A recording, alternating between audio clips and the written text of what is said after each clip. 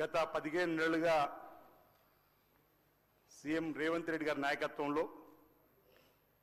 ఇందిరమ్మ ప్రభుత్వం చేపట్టిన అనేక అభివృద్ధి సంక్షేమ కార్యక్రమాల్ని గవర్నర్ గారు తన ప్రసంగంలో చక్కగా చెప్పడం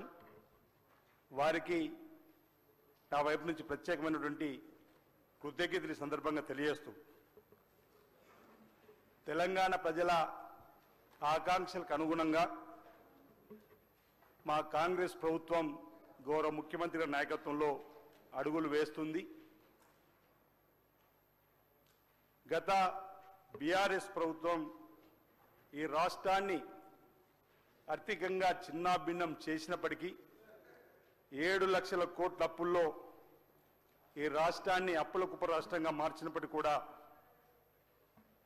ఆ రోజు తెలంగాణ సెంటిమెంట్తో అధికారంలోకి వచ్చి నీళ్లు నిధులు నియామకాలని చెప్పని పేరుతోటి నియంతృత్వ పరిపాలన సాగించినటువంటి ఆ పార్టీకి ప్రజలు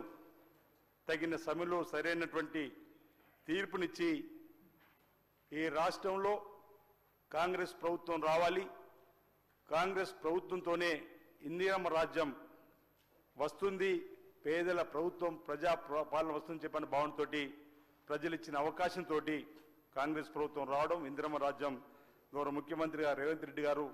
ఈ ప్రభుత్వం కొల్లు తీరింది. ఇందిరమ్మ రాజ్యంలో ప్రజాపాలన జరుగుతూ ఉంది. ప్రజలకు ఇచ్చినటువంటి హామీల్ని అమలు చేస్తూ ముందుకు పోతున్న సందర్భాన్ని ఈసారి గుర్తు చేస్తూ రాష్ట్ర ముఖ్యమంత్రిగా పదవి బాధ్యత స్వీకరించిన తర్వాత ప్రతినిత్యం 18 గంటలు కష్టపడుతూ ఏ ఒక్కరోజు కూడా సెలవు తీసుకోకుండా మరి ప్రభుత్వాన్ని ముందుకు నడుపుతున్న తీరు మనం అందరం కూడా చూస్తున్నాం అధ్యక్ష. ఆర్థికంగా అనేక కష్టాలు నష్టాలు ఉన్నప్పటికీ ఈ 15 నెలల కాలంలో ఈ గ్యారెంటీల అమలు కోసం మేము చేస్తున్నటువంటి కృషి కూడా అన్ని వర్గాలకు సమ్మిళిత అభివృద్ధి కోసం మా ముఖ్యమంత్రి రేవంత్ రెడ్డి గారు ఆలోచిస్తున్నారు. దానికి అనుగుణంగా తెలంగాణ అడుగులు వేస్తుందనే మాటని సందర్భంగా చెబుతూ అధ్యక్ష, ఓ సాహసోపేతమైన నిర్ణయం, ఓ చారిత్రాత్మకమైన నిర్ణయం, ఎవరు ఊహ కందనటువంటి అంశం గౌరవనీయులు లోక్సభ ప్రతిపక్ష నాయకులు రాహుల్ గాంధీ గారు ఈ దేశంలో కుల గణన జరిగి తీరాల్సిందే, ఎవరి వాటా ఎంతో తేలాల్సిందే, వారికంతా ఈరోజు రాజకీయ ఉద్యోగ విద్యాపరమైనటువంటి అంశాలు అందివ్వాలని చెప్పని ఇచ్చిన పిలుపు మేరకు తెలంగాణలో గౌరవ ముఖ్యమంత్రి రేవంత్ రెడ్డి గారు ఇదే సభలో బీసీ సంక్షేమ శాఖ మంత్రులు పొన్నం ప్రభాకర్ గారి ద్వారా మరి బీసీ కులగణనకు తీర్మానం ప్రవేశపెట్టి సుమారు 1 లక్ష పైన ప్రభుత్వ ఉద్యోగులతోటి శాస్త్రీయ పద్ధతుల్లో ఈరోజు కులగణన జరిపే తీరు ఆదర్శనీయమైంది. తెలంగాణ మోడల్ అయింది ఈ దేశంలో ఉన్నటువంటి ఇతర రాష్ట్రాలకు. 2011లో దేశ జనాభా లెక్కించి తదుపరి దేశ జనాభా లెక్కల్లో రాని సందర్భం ఈ 2020లో ఏదైతే కేంద్ర ప్రభుత్వం దేశ జనాభా లెక్కలు జరిపినప్పుడు ఈ తెలంగాణలో జరిపినటువంటి బీసీ కులగణనకు సంబంధించినటువంటి దాన్ని మోడల్గా తీసుకొని దేశవ్యాప్తంగా కూడా కులగణన చేయవలసినటువంటి అవసరం ఉందన్నమాట ఈ సందర్భంగా చెబుతూ ఈరోజు క్యాబినెట్లో చర్చించి అసెంబ్లీలో కూడా చర్చకు తీసుకొని వచ్చి ఆనాడు ఎన్నికల కంటే ముందు మేము కామారెడ్డిలో బీసీ డిక్లరేషన్లో 42% ఇస్తామనేటువంటి మాటకు అనుగుణంగా రాజకీయ విద్య ఉద్యోగ పరంగా కూడా 42% బీసీలకు ఇవ్వాలని చెప్పని ఓ శాశ్వత నిర్ణయం, ఓ చారిత్రక నిర్ణయం తీసుకొని ముందుకు పోతున్న అంశాన్ని కూడా ఈ సందర్భంగా ఇక్కడ చెప్పడానికి గర్వపడుతున్నామని చెప్పిన మాట సందర్భంగా చెబుతూ ఈరోజు ఈ అంశంలో కూడా కొన్ని విమర్శలు చేస్తున్నప్పటికీ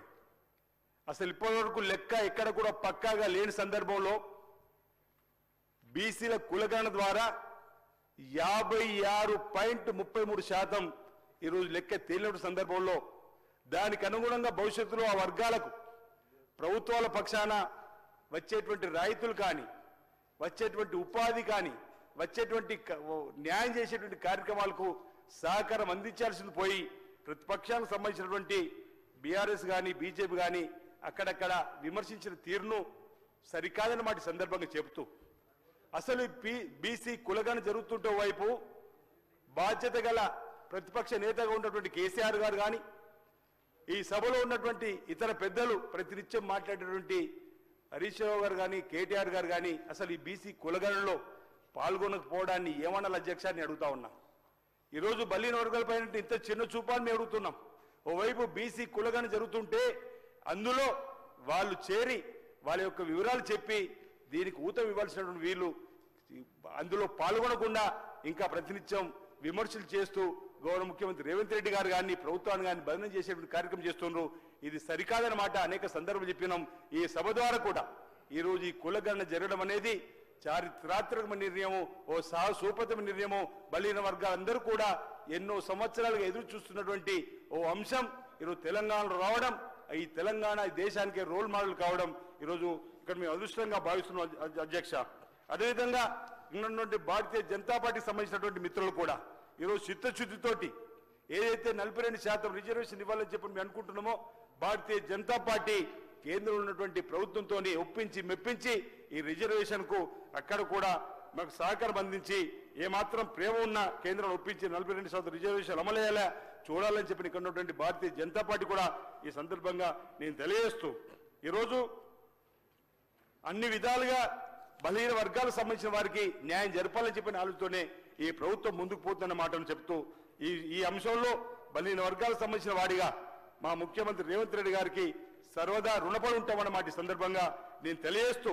సర్వేలో పాల్గొన్న వారి కోసం కూడా రెండోసారి కూడా మళ్ళీ 10 రోజులు కూడా అవకాశం ఇచ్చినటువంటి సందర్భాన్ని కూడా గుర్తు చేస్తూ ఈరోజు ఈ తెలంగాణ రోల్ మోడల్ గా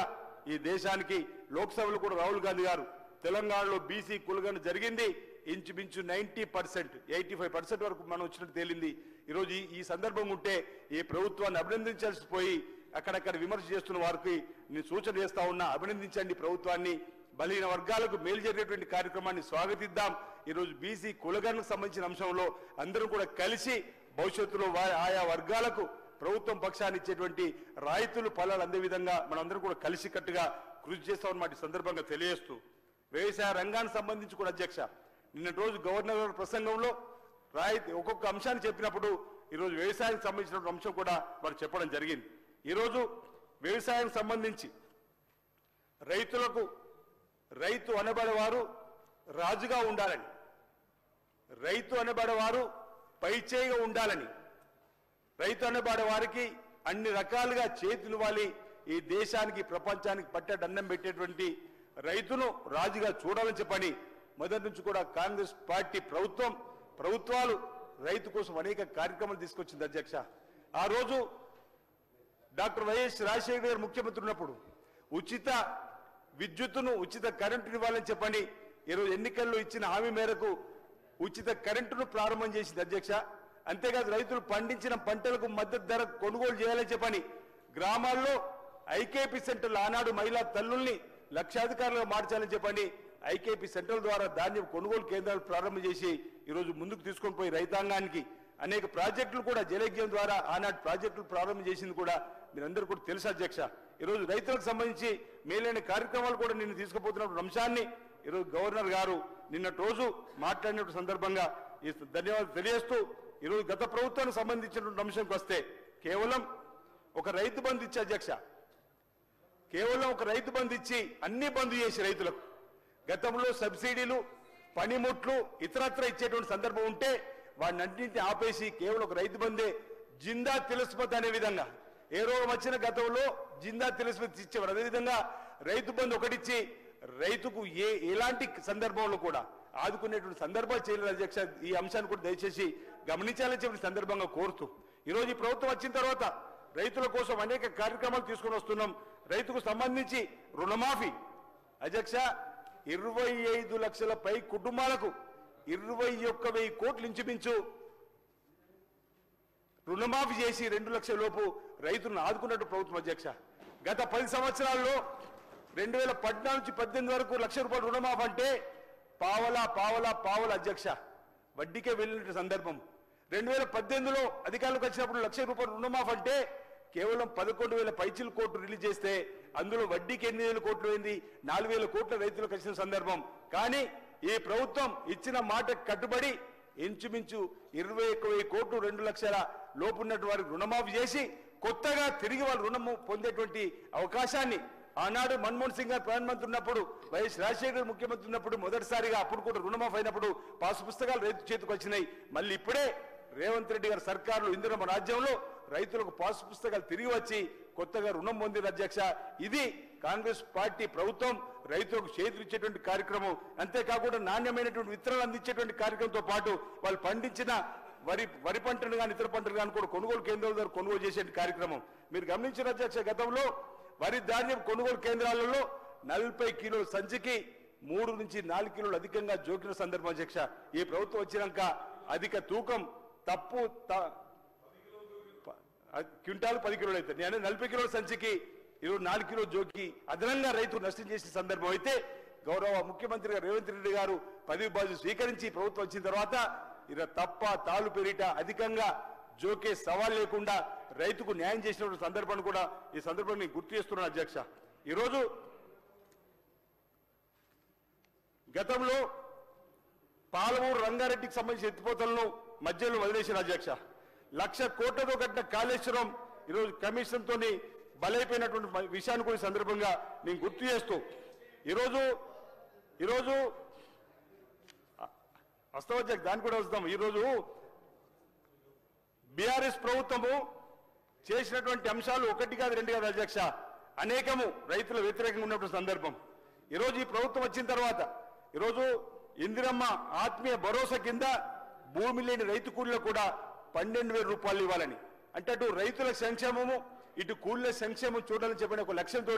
ఈ ప్రభుత్వం ముందుకు పోతున్నటువంటి తరుణంలో ఈరోజు రైతులకు సాగునీరు అందించాలని చెప్పని అనేక కార్యక్రమాలు అమలు చేస్తూ ముందుకు పోతున్నప్పుడు ఈ ప్రభుత్వం వచ్చిన తర్వాత కూడా తక్కువ ఖర్చుతో ఎక్కువ ఆయకట్టు వచ్చేటువంటి అనేక ప్రాజెక్టులు కూడా శరవేగంగా ముందుకు పోతున్నాయి అధ్యక్ష. ఉదాహరణకు నా వేములవాడ నియోజకవర్గంలోనే పడవబడ్డటువంటి సాగునీటి రంగాన్ని మళ్ళీ కొత్త పుత్తలు తొక్కించే విధంగా అధ్యక్ష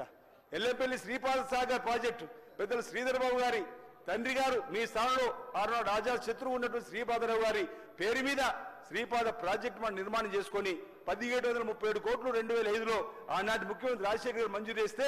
నా నియోజకవర్గంలో ఒక్క ప్రాజెక్టును కూడా 2009 కంటే ముందు రాజశేఖర్ గారు ముఖ్యమంత్రి ఉన్నప్పుడు ఆనాడు అయినట్టు ప్రాజెక్టులు తప్ప ఈ బీఆర్ఎస్ ప్రభుత్వంలో ఒక ప్రాజెక్టు కూడా కాలేదు. ఈ రోజు 10-14 మాసాల్లో ఇక్కడ మరిపల్లి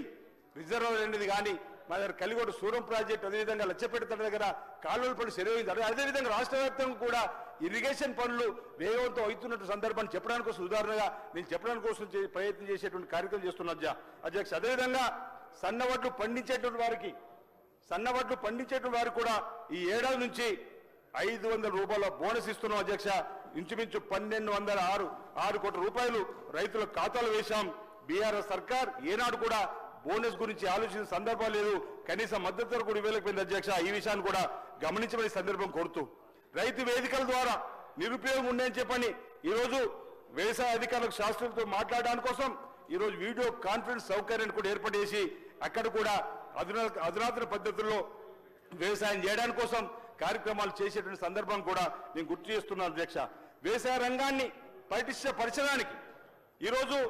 ఒక కమిషన్ కూడా వేసినాం అధ్యక్ష. కోదండరెడ్డి గారిని వారు రైతు కోసం అనేక ఉద్యమాలు చేసినట్టు వారు గుర్తించి రైతు కమిషన్ ఏర్పాటు చేశాం. ఈరోజు రైతులకు ఉన్నటువంటి చిత్తశుద్ధి ఈరోజు రైతు కమిషన్ ద్వారా రైతులు న్యాయం చేసేటువంటి కార్యక్రమం ద్వారా చేసినట్టు సందర్భాన్ని కూడా ఈ సందర్భంగా మీ అందరికీ కూడా ఈ సభ ద్వారా గుర్తు చేసే కార్యక్రమం చేస్తున్నాం అధ్యక్ష. అదేవిధంగా గవర్నర్ గారి ప్రసంగంలో నిన్న అద్దం పట్టాల ఈ తెలంగాణ రాష్ట్ర ప్రభుత్వం కాంగ్రెస్ ప్రభుత్వం పనితీరును అద్దం పట్టాల వారు మాట్లాడినటువంటి మాటల్లో ఈరోజు సంక్షేమ కార్యక్రమాలకు సంబంధించి కూడా ఏవైతే మేము గ్యారంటీలు ప్రజలకు ఇచ్చినామో ఆ సంక్షేమ కార్యక్రమానికి కట్టుబడి అమలు చేస్తూ ముందుకు పోతున్నటువంటి తీరును కూడా ఈరోజు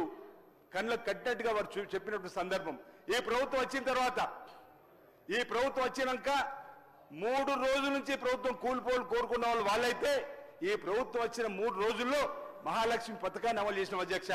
ఆడతల్లకు ఆర్టీసీ బస్సులో ఉచిత ప్రయాణం పంపించాలని 15 మాసాలు అవుతుంది. అరే ఈ ప్రభుత్వం ఇంకిన్ని రోజులు ఉందా? 3 రోజులకే కూలగొడతాం అనుకున్న 3 నెలలు 6 నెలలు 15 మాసాలే బలపడుతుంది. ప్రజా బాహుళ్యంలోకి కాంగ్రెస్ ప్రభుత్వం ఇందిరమ్మ రాజ్యం వెళ్లి ప్రజల ప్రేమను చూస్తున్నటువంటి ఉద్దేశంతో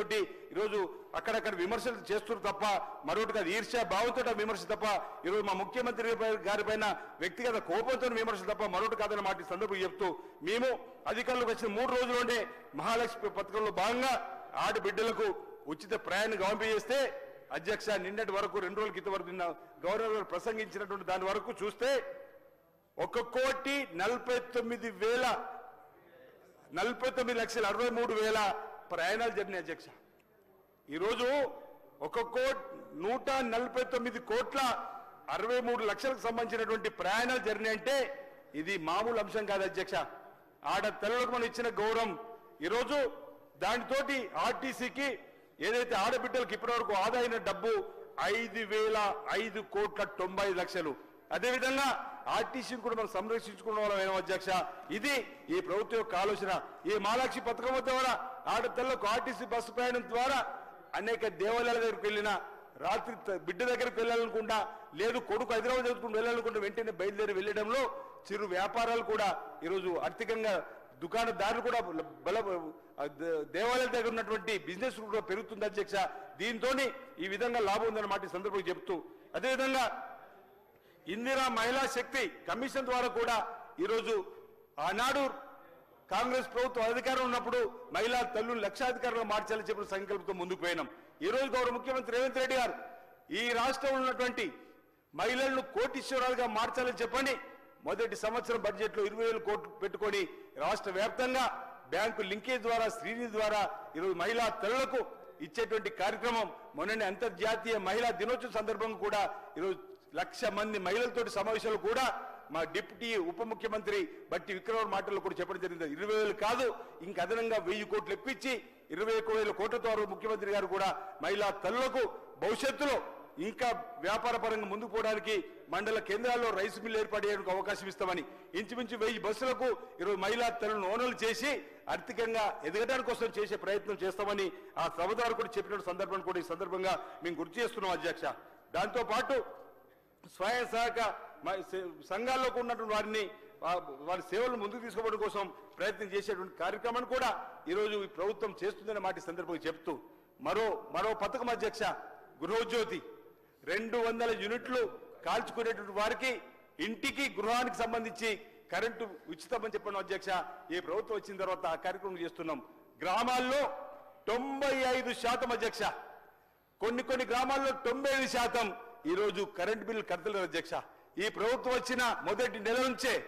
జనవరి నుంచే కరెంటు బిల్లులు ఓ గ్రామంలో 10వ తారీఖు కరెంటు బిల్లు కట్టాల్సిన అవసరం ఉండే ఓ గ్రామంలో 15వ తారీఖు ఓ గ్రామంలో 17వ తారీఖు గ్రామ పంచాయతీ దగ్గరికి వెళ్లి ఈరోజు కరెంట్ ఆఫీస్ దగ్గర లైన్ కట్టేటువంటి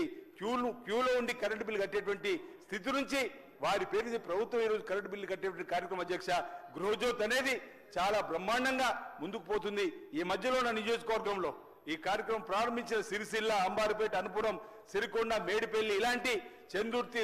సొంత ఉద్యోగంలో తిరిగినప్పుడు మహిళా తల్లులు ఈరోజు మాకు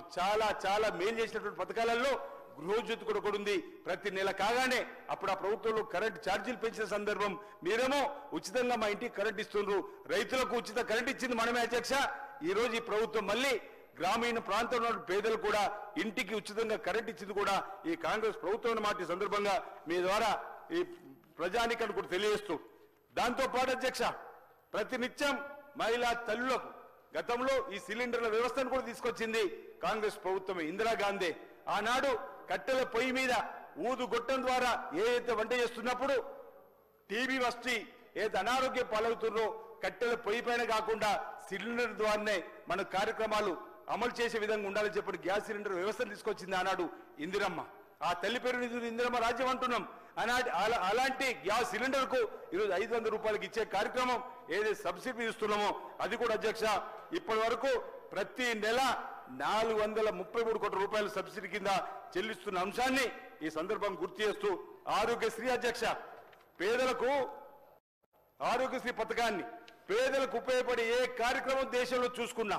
ఆనాడు గరీబీ హఠావో నినాదం నుంచి కూడు గూడు గుడ్డ నినాదం నుంచి ఈరోజు బ్యాంకులను జాతీకరణ చేయడం కానీ రాజ్యం రద్దు చేయడం కానీ పేదలకు మేలైన కార్యక్రమం పోటు భూములు పంపిణీ చేసే కార్యక్రమం ఇల్లు లేని వారికి ఇండ్లు ఇచ్చే ఇందిరమ్మ ఇండ్లు ఈ విధంగా చెప్పుకుంటూ పోతే ఈ దేశంలో ఏ సంక్షేమ కార్యక్రమైనా అది కేవలం కాంగ్రెస్ ప్రభుత్వం ఉన్నప్పుడు అధ్యక్ష అదేవిధంగా ఆరోగ్యశ్రీ అనే కార్యక్రమం కూడా ఏదైనా పేదవాడికి ప్రాణాంతక వ్యాధి వస్తే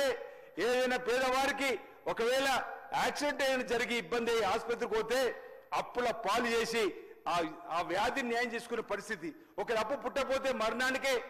దారి తీసేటువంటి సందర్భంలో ఆనాడు కాంగ్రెస్ ప్రభుత్వం రాజశేఖర్ గారు బాగా గుర్తు అధ్యక్ష రాజీవ్ ఆరోగ్యశ్రీని 2 లక్షలు తీసుకుని వచ్చినాం ఈ మధ్యలో దానికి సంబంధించి 10 లక్షల వరకు కూడా ఈ ప్రభుత్వం వచ్చిన తర్వాత పేదలకు ఎక్కడ ఇబ్బంది వచ్చినా ఈరోజు రాజీవ్ ఆరోగ్యశ్రీ 10 లక్షలు చేసుకున్నాం అంతేకాకుండా ముఖ్యమంత్రి గారి సాయ నిధి నుండి సిఎంఆర్ఎఫ్ గత ప్రభుత్వం ఆఖరి సంవత్సరం ఈ ప్రభుత్వం సంవత్సరం చూసి అధ్యక్ష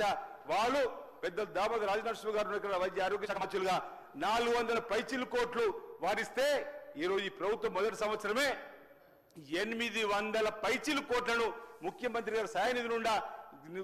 నుండి పేదలకు ఈరోజు వైద్య సహాయాన్ని అందించి ఈరోజు అపనష్టంగా కాంగ్రెస్ ప్రభుత్వం అందించినటువంటి విషయాన్ని కూడా దయచేసి ఈ సందర్భంగా గమనించాలని చెప్పని కోరుతూ దాని తర్వాత అధ్యక్ష విద్యా రంగానికి సంబంధించినటువంటిది ఈరోజు గౌరవ ముఖ్యమంత్రి రేవంత్ రెడ్డి గారి దగ్గరనే విద్యాశాఖను ఈరోజు వారి ఆధీనంలో ఉన్నటువంటి సందర్భంలో విద్యా శాఖలో కూడా సమూల మార్పులు తీసుకురావాలని చెప్పండి విద్యా రంగంలో కూడా పెను మార్పులు తీసుకురావాలని కార్పొరేట్ రంగంలో ఉన్నటువంటి స్కూళ్లకు కాలేజీలు ధీటుగా మన స్కూల్ కూడా ఉండాలని చెప్పండి ఈరోజు ముందుకు పోతున్నటువంటి పరిస్థితి కూడా ఒకసారి గమనంలోకి తీసుకోవాలని చెప్పిన సందర్భంగా నేను కోరుతున్నాను అధ్యక్ష ఈరోజు గత 10 ఏళ్ల నుంచి వెళ్ళి అసలు గురుకులాల గురించి పట్టించుకున్న పాపాన్ని పోయిన సందర్భం అధ్యక్ష గురుకులాలు ఒకరు మంజూరు చేసిన రెంటెడ్ బిల్డింగ్లు ఉన్నాయి తప్ప నూతన భవనాలు కట్టిన ఆలోచన లేదు అధ్యక్ష కానీ ప్రభుత్వం వచ్చిన తర్వాత గురుకులాల్లో ఉన్నటువంటి డైట్ ఛార్జీలు కానీ కాస్మెటిక్ ఛార్జీలు కానీ ఎవరు ఊకందని విషయం అధ్యక్ష పెరిగిపోతున్న నిత్యావసరాలు దృష్ట్యా పెరుగుతున్నటువంటి ధరలకు అనుగుణంగా అక్కడ ఉన్నటువంటి వారికి బిల్స్ పోతలేమని చెప్పండి